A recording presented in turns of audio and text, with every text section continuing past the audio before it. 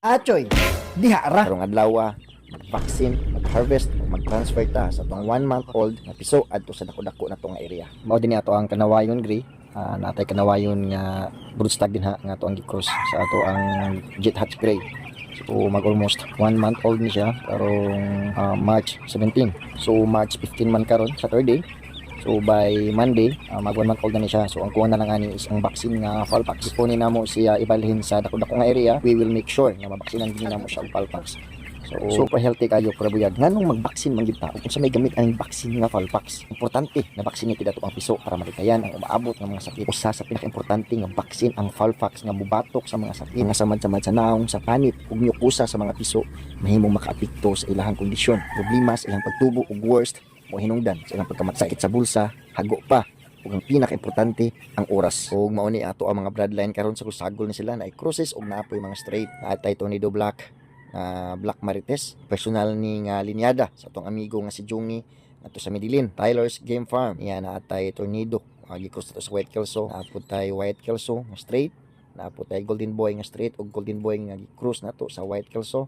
Ato ading Tornado Hatch is Mount Banahaw line nga ato ang na-acquire kang Sabong Pinas, Ruel Amano. O ganing ato ang White Kelso nga ato ang na-acquire kang Kuya Billy Canlas, gikan pini kang Bibo Enriquez. O Golden Boy, nag-cross nato sa Perfection Roundhead. O ganing ato ang Golden Boy, Red Game Farm, ni sila nga linyada na-acquire kang Sabong Pinas gihapon, Ruel Amano. O naapod ni siya kanawayon, gi-cross nato sa Jet Hatch Gray.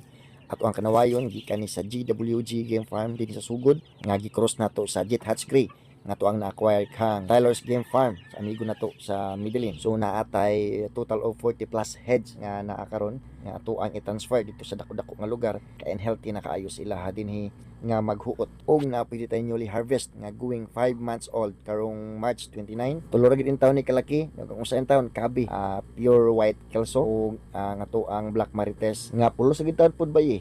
May na lang ni atong mabalik sa amahan para makapadaghan ta next time sa to ang Black Marites gikan kang Jungi sa Tyler's Game Farm. Unsa di importante ug nganong i-transfer na nato ang ato ang buwan nga piso ngadto sa yuta ug sa dako-dako nga lugar. Syempre una para sa ilahang maayo nga panglawas, mas dako nga lugar, mas dali ang paglihok nila ug maka-exercise sila og tarong nga makatabang pagpaspas ug develop sa ilang lawas. Makalikay sa stress sa huot nga lugar. Slope dinhi ang ato ang area nga gibutangan sa to ang mga piso karon. Unsa may naka-advantage sa slope nga area? Una, ang drainage sa tubig. Dili mapundo ang tubig, dili pud mapundo ang mga hugaw. Dako nga tabang sa pagdevelop sa ilahang tiil, paspas ug lingon nga pareha sa tiil sa ato ang kameraman. O tan-awa ra na slide naman gani ni siya o.